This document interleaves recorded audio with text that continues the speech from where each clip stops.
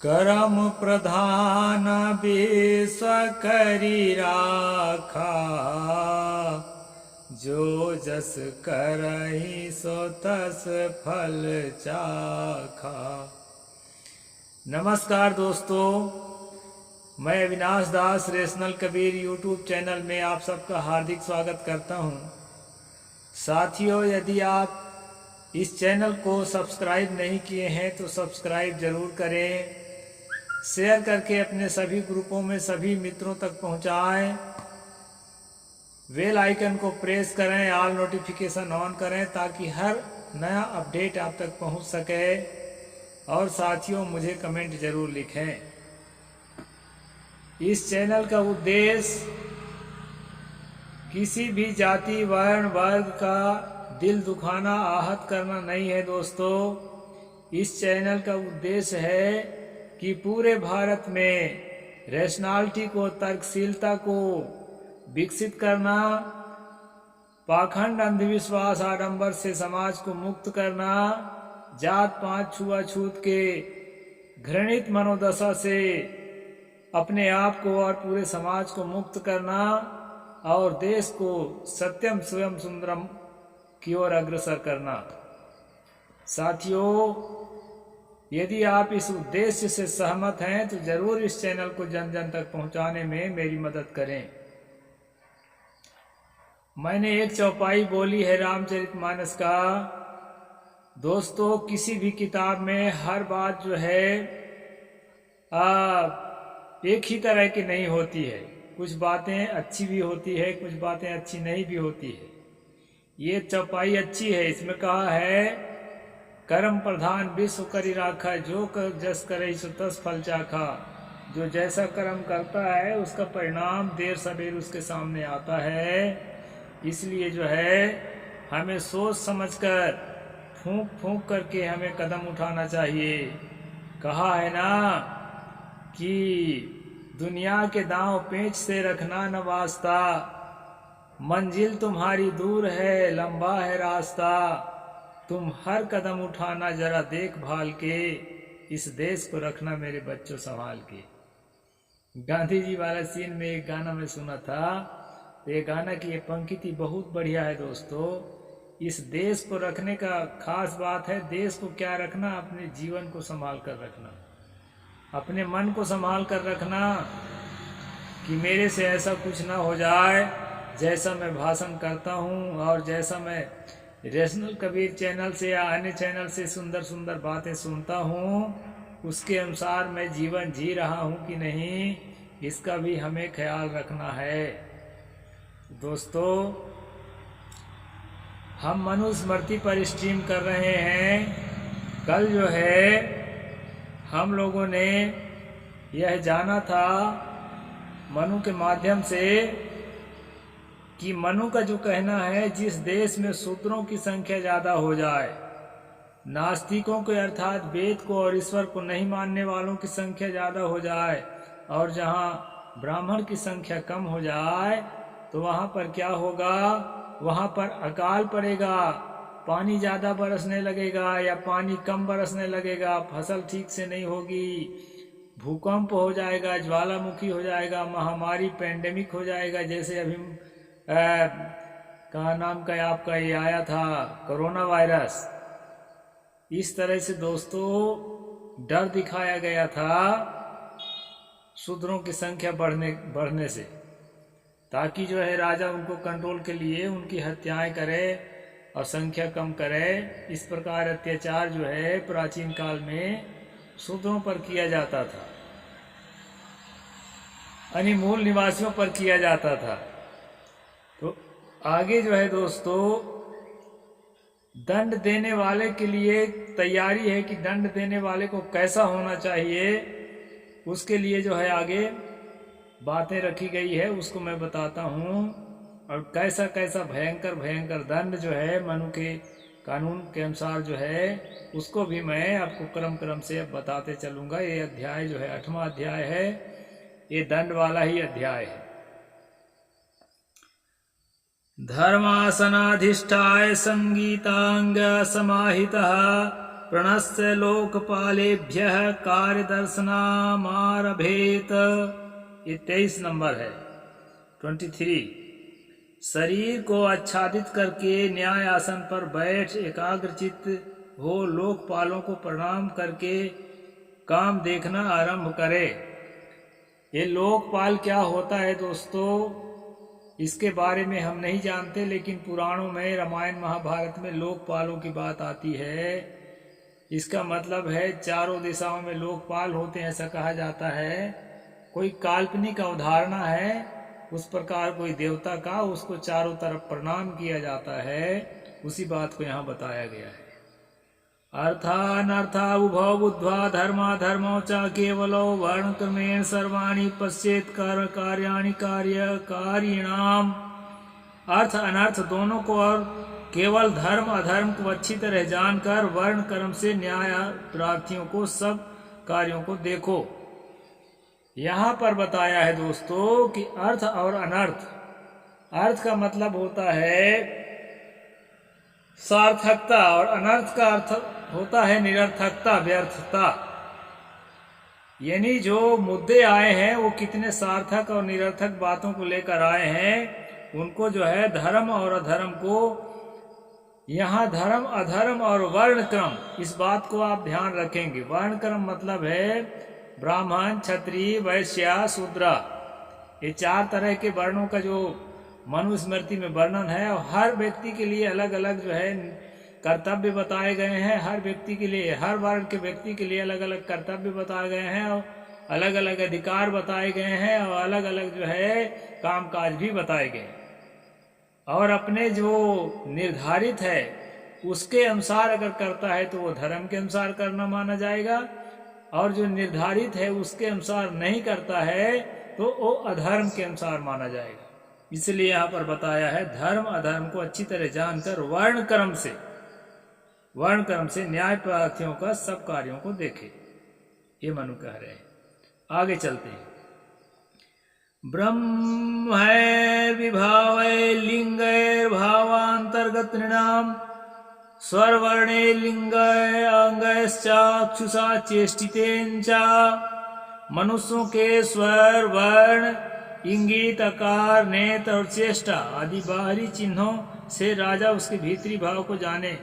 Body language कहते हैं हम लोग। बॉडी लैंग्वेज के जो है अभ्यास करे राजा, और उसके बाहरी चिन्हों को देख कर, उसके भाव को, उसके जो है भाव भंगिमा को देख करके, और उसके नेत्र के आकार, उसकी चेष्टाएं इत्यादि को देख करके भी उसको समझने की कोशिश करे कि ये सच बोल रहा है कि नहीं बोल रहा है। आकैरिंगतैरगत्या चेष्टया भासितेन च नेत्र वस्त्र विकारश्चैव गृहत्ये अंतर्गत मनः। आकार, इंगित, गति, चेष्टा, भाषण, नेत्र और मुख के विकारों से मन के अंतर्गत की बात को जानना चाहिए।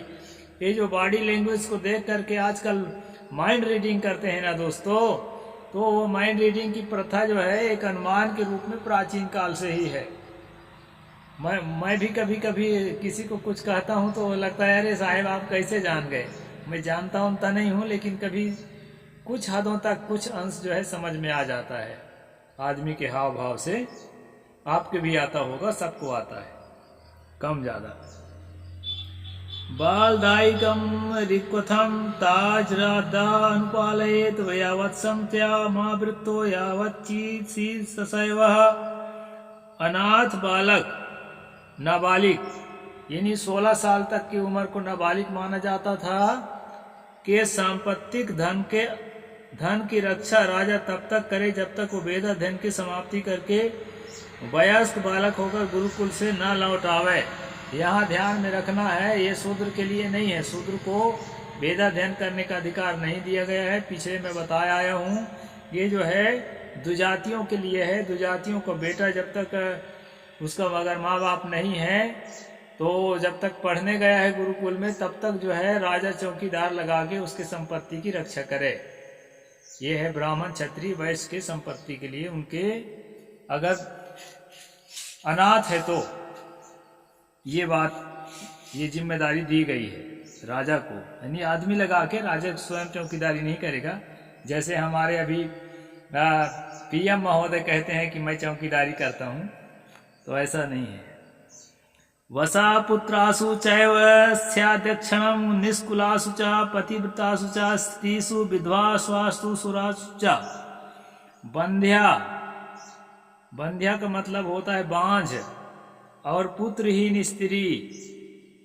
एक ही बात है, पुत्रहीन स्त्री जिसका पुत्र मर गया हो, के कुल के कोई ना हो, पतिव्रता स्त्री, विधवा स्त्री और रोगिणी स्त्री, इनके धन की रक्षा भी उसी प्रकार करे। जैसे अनाथ के धन की रक्षा करने की बात कही गई है, वैसे जो है इस प्रकार के जो स्त्रियां हैं जिसके आगे पीछे कोई नहीं है, उसके धन की रक्षा भी राजा को करना चाहिए, ऐसा मनुज यहाँ बता रहे हैं। जीवंती नाम चु तासाम तद्धरेउ स्वबांधवा तांग क्षिप छप्या चौरदंडेन धार्मिका पृथ्वीपति। उन जीती हुई स्त्रियों का धन जो भी उनके बांधव हरण कर ले, तो उनके धार्मिक राजा उन्हें चोर का दंड दे। यानी वो जिंदा स्त्री है, यदि विधवा है, बांझ है, या उसका पुत्र मर गया है, उसका कोई आगे पीछे नहीं है, ऐसी स्त्री कोई है, तो उसके धन को अगर उसके भाई बिरादर या उसके देवर या कोई भी जो है हड़प लेता है, तो उसको उसी प्रकार दंड देना है जैसे चोर के लिए दंड विधान है। और चोर के लिए क्या विधान है मैं आगे बताऊंगा। प्रणास्वास्तिमिकम रिक्वम राजा त्र्यंबकम निधापयेत अवार्कम त्र्यंबक ते स्वामी परेण निरपति हरेत।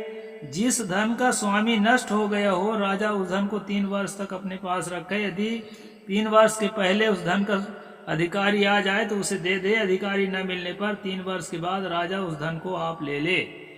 यदि कोई संपत्ति ऐसे है, कोई मर गया या कुछ हो गया, या कि कहीं परदेश गया है, या कि कहीं कोई लावारिस संपत्ति मिल गई है, तो 3 साल तक उसके मालिक का इंतजार करे, और 3 साल के बाद अगर नहीं है तो वो राजा जो है उसको ले सकता है। ऐसा जो है यहाँ विधान मनु बताया है।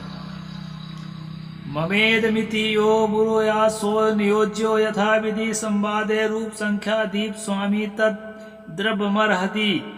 जो कोई कहे कि यह धन मेरा है, यदि कोई दावा करता है उस लावारिस धन को कि यह मेरा है, तो उसको जो है ना उस धन से संबंधित भली भांति ज्ञान करना चाहिए। यदि वह धन का रूप और संख्या आदि सब बताए तो उस धन का स्वामी है और उसको लेने योग्य है। यदि उसके सारे लक्षण बताता है तभी वो उस धन का लेने योग्य है, और नहीं बताता है तो वो लेने योग्य नहीं है। इस प्रकार जो है दोस्तों लवारिस धन के बारे में यहाँ कानून मनु ने बताया है। अवेदयानो नष्टस्य देशम कालम च तत्वतः वर्णम रूपम प्रमाणम तत्सम दंडमर्हति। जो अच्छी तरह से नष्ट हुए धन का स्थान, कारण और समय न जानता हो, और उसका रूप, आकार और संख्या को ठीक ठीक जानता हो, तो राजा उसे धन के बराबर दंड दे, उसके धन के बराबर दंड दे। यानी धन का सही सही जो नहीं बता पा रहा है, तो उतने धन के एवज में जो दंड दिया जाता है वो दंड उसको दिया जाएगा, यदि नहीं बता पाता है तो। आदादितार्थ षड्भागम प्रणाष्टाधितानत नृपः दशमं द्वादशं वापि सताम धर्म मनुस्मरण। नष्ट धन के प्राप्त होने पर राजा सज्जनों के धर्म का स्मरण करता हुआ उसका छठा दशमांश या 12वांश लेकर शेष उस स्वामी को दे दे। यानी जो नष्ट हो चुका है या लावारिस है कोई संपत्ति, उसका मालिक अगर मिल गया है तो पूरा धन नहीं देना है, उसमें से कुछ जो है कटौती करना है। 6वां अंश भी काट सकता है, 10वां अंश भी काट सकता है, 12वां अंश भी काट सकता है। ये राजा की इच्छा पर निर्भर है। प्रणष्टाधिगतम द्रव्यम तिष्ठेद्युक्तरैथिष्ठितम यान तत्र चौरान गृहीणात्ताम राजेन घातयेत। यहाँ पर बताया है दोस्तों, किसी का नष्ट हुआ धन राजपुरुषों द्वारा प्राप्त हो तो राजा उसे सुरक्षित रूप से रखवा दे, और उस द्रव्य के साथ जो चोर पकड़े जाएं उन्हें हाथी के पैरों से कुचलवा दे। यहाँ जो है अभी हम लोगों ने पढ़ा था कि जीती हुई स्त्री का 29 नंबर में धन जो हड़प ले उसको वही दंड देना चाहिए जो दंड चोर के लिए निर्धारित है। और जो अनाथ बालक है उसके धन के साथ भी छेड़छाड़ करने पर अपराधी को वही दंड देना चाहिए जो एक चोर के लिए निर्धारित है। और चोर के लिए क्या दंड निर्धारित है दोस्तों, इस 34 नंबर के श्लोक में आपको वो मिल जाएगा। और ये बीच में तो कहना चाहिए कि उससे संबंध में दिया है जो लावारिस धन के संबंध में, जिसका कोई वारिस ना हो उसके संबंध में ये बीच वाले श्लोकों में दिया है। और वो ठीक ठीक उसके जब वारिस मिल जाए और ठीक ठीक उसका लक्षण बता दे तभी उसको दिया जाए। और ठीक ठीक लक्षण अगर नहीं बता पाता है तो उसके लिए भी जो है यहाँ सजा बताया गया है।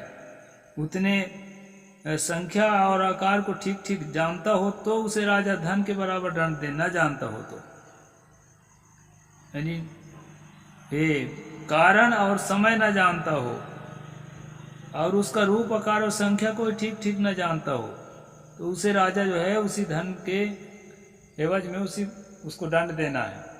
और अगर ठीक ठीक जानता है तो वही स्वामी है, उसको लौटा दिया जाए।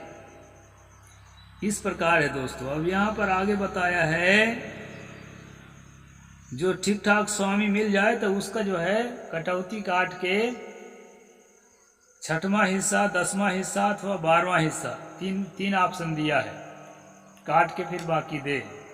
और इसके अलावा ये बताया है कि यदि जो है ना किसी का नष्ट हुआ धन राजपुरुषों द्वारा प्राप्त हो तो उसे सुरक्षित रूप से रखवा दे। नष्ट हुआ का मतलब छूटा हुआ, नष्ट ही हो गया है तो उसको क्या रखेंगे। छूटा हुआ धन जो है यह भी मुझे लगता है लावारिस धन की तरफ संकेत है। तो इस प्रकार जो है उसको बताया गया है कि उसको उस द्रव्य के साथ जो चोर पकड़े जाएं। अच्छा, यहाँ नष्ट हुआ धन के मतलब यह है कि कहीं से चुरा के कहीं रखा हुआ है, वो भी लावारिस से है मान के चलो। और चोर अगर पकड़ा जा रहा है तो उसको जो है हाथी के पैर में कुचलवा करके मार डाला जाए। मतलब दोस्तों राजे रजवाड़े के जमाने में इतने भयंकर भयंकर सजाएं होती थी। आप सूली के बारे में पढ़ेंगे, आप जो है ईसा मसीह के क्रॉस के बारे में पढ़ेंगे तो आपको बड़ा भयंकर लगेगा कैसे कैसे सजाएं दी जाती थी। उन्हीं में से हाथी के पैरों से कुचलवाने वाली सजा है दोस्तों। तो ये जो है उस समय इस प्रकार सजा दी जाती थी, उसका यहाँ पर वर्णन है। तो आज का प्रसंग यहीं तक रखेंगे दोस्तों, फिर कल आगे बढ़ेंगे। अब दंड विधान है, अनेक तरह के दंड, यहाँ एक से एक भयंकर दंड आपको सुनाऊंगा मैं। और शूद्रों के लिए तो इतना भयंकर दंड है ना कि आप सुन करके जो है आपका दिल कांप जाएगा। एक ही अपराध में अलग अलग जातियों को अलग अलग दंड अभी सुनाऊंगा मैं आपको। अभी आगे चल करके अभी वहाँ तक नहीं पहुँचे हैं। तो इस प्रकार से हाथी के पैरों के नीचे कुचलवा डालना, जैसे जो है ना एक चूहा को अगर हम अपने पैरों से रौंद दें तो वो जो है आटा किसान की तरह वो सना जाएगा। ऐसे ऐसे दंड होते थे दोस्तों। तो उसके दंड के यहाँ वर्णन आया है। आज यहीं तक चर्चा होगी। साहेब बंदगी। जय भीम, जय जोहार, जय भारत।